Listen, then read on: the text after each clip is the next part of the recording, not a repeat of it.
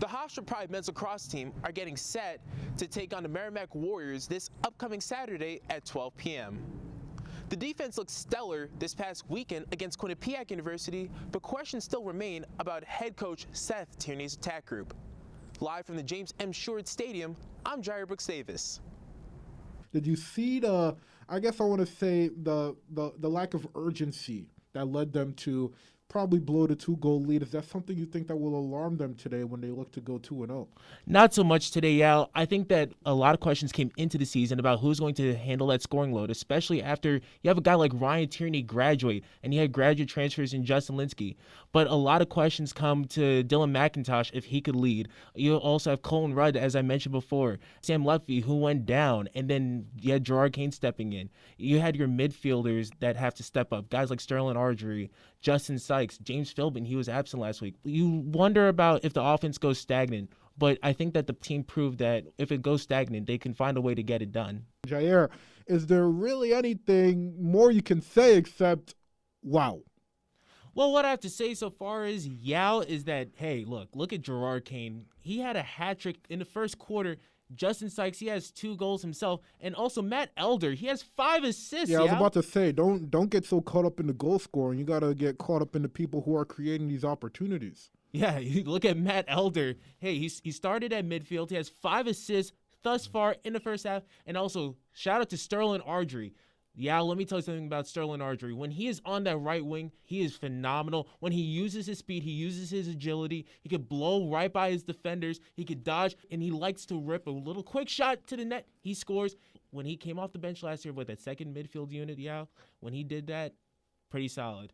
The Pride take down Sacred Heart 21-9 at home. That coming after just a slim 8-7 victory over Merrimack. So although it was only 6 days, Jair, it is safe to say that Hofstra improved drastically from when we last saw them. I guess that you could say that they improved drastically, but also the play of Sacred Heart wasn't really sharp to begin with. But it was a collective team effort from the Hofstra Pride. You look up and down offensively and defensively. Hey, even the defense, the guys that don't normally play offense, even connected offensively. You have guys like Corey Kale who scored. You had Charlie Ray Gold who scored. You have Tom Ford who scored today. I mean, it was just an all-around offense-defense performance from the Hofstra Pride. And also, especially when it comes to defense, you have a guy like Brian McIntosh, graduate transfer. He had 8 ground balls today, Yao. 8 ground balls. He led the Pride, and he had 3 caused turnovers, leading in that category too. So, want to talk about defense? Brian McIntosh right there. But Jair, before we wrap everything up, what are you looking forward to in this game? Well, look, I'm looking for the Hofstra Pride to be a lot more consistent. When the offense is going stagnant, someone is going to have to step up and keep the momentum going for the Pride. You got to go with the flow. You talked about everyone eating, everyone ate today. I'm sure that Coach Tierney said, hey, look, we're going to have brunch here at the James M. Short Stadium before we take on Sacred Heart. Everyone ate today, but just going forward, everyone needs to find a way to keep the momentum going. And that's what I say, especially when they go up against a team like Navy. Do you think they get it done? I think they have the capabilities, As I said, they have to be consistent throughout 60 minutes. 88.7 FM WRHU. Welcome back to the Pro Take. It's another NFL panel. I'm Jared Brooks Davis, joined alongside Christian Gardecki and Josh Linsenberg. The NFL playoffs have had a lot of insane moments, leaving fans in awe. And now we are down to the final 2 teams standing between the Cincinnati Bengals and the Los Angeles Rams. Let's bring it back to this past weekend and start with the AFC Championship game where the Cincinnati Bengals defeated the Kansas City Chiefs 27-24 in overtime. Should this Sunday's loss for the Kansas City Chiefs be considered a shocking upset based on the fact the Bengals defeated them 34-31 in Week 17? Well, I think, JB, I don't think so because Cincinnati is a very talented team. A couple weeks back, or rather a couple months back here on the Pro Take, I was asked the question, who is the team to watch out of the AFC?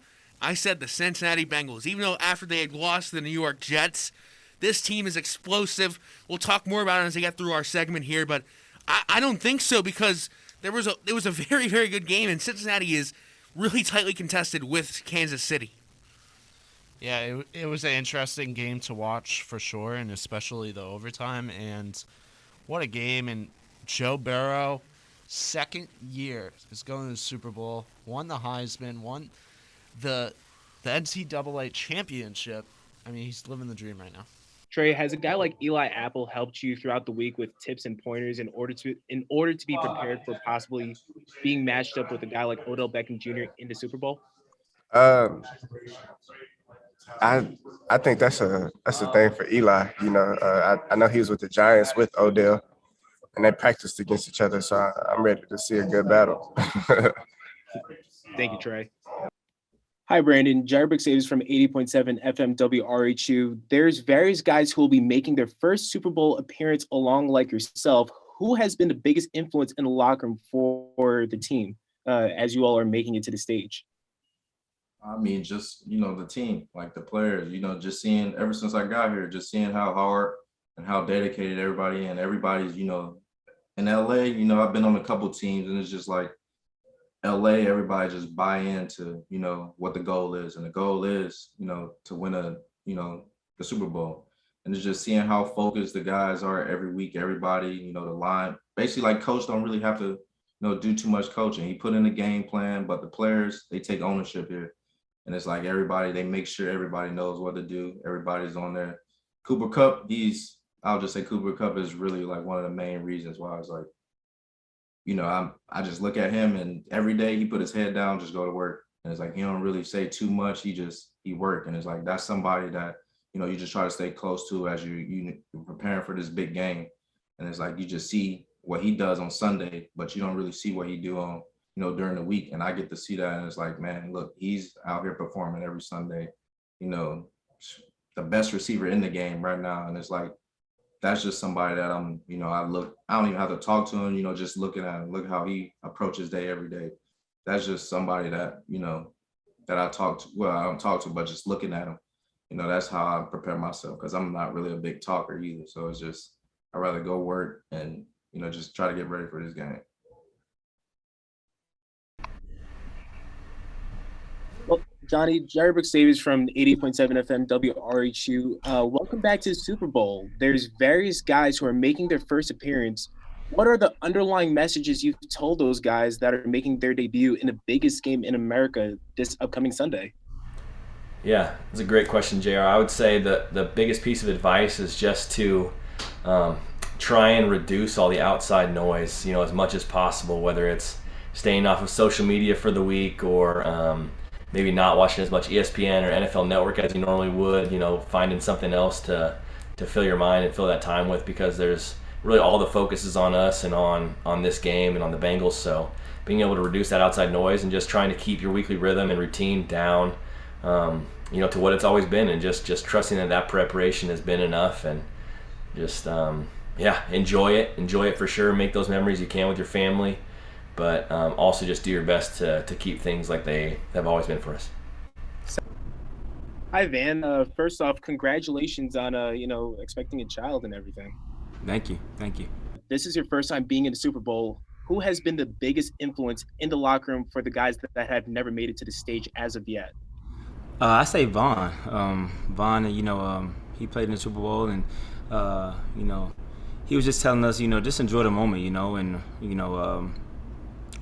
have fun, So, I think he had one of the biggest games, winning MVP of the game. So, he just told us just take it all in and just enjoy the moment and have fun, and just execute and, but, he's been probably the biggest influence in the locker room, just, talking to the players and, telling us what it feels like and things like that. So he's been one of those guys.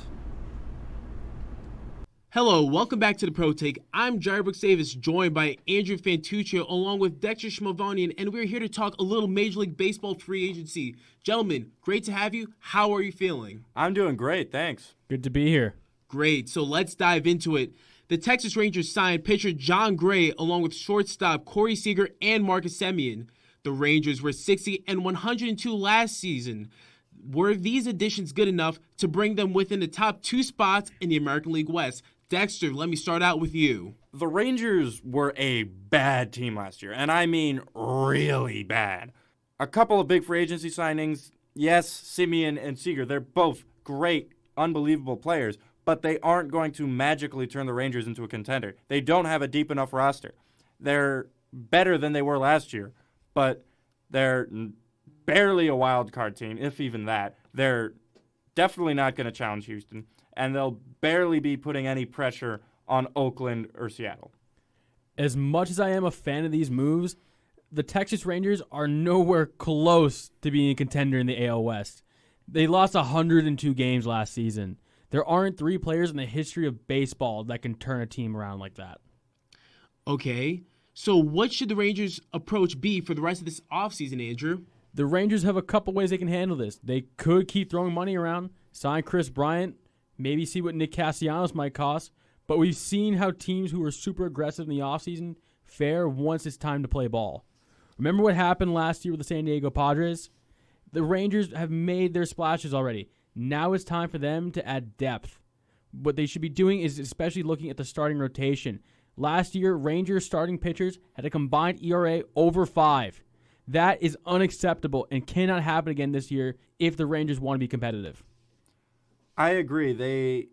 First of all, they definitely need to improve in pitching, but they got to stay low budget. Blowing all your money in one offseason while you're rebuilding always ends in chaos.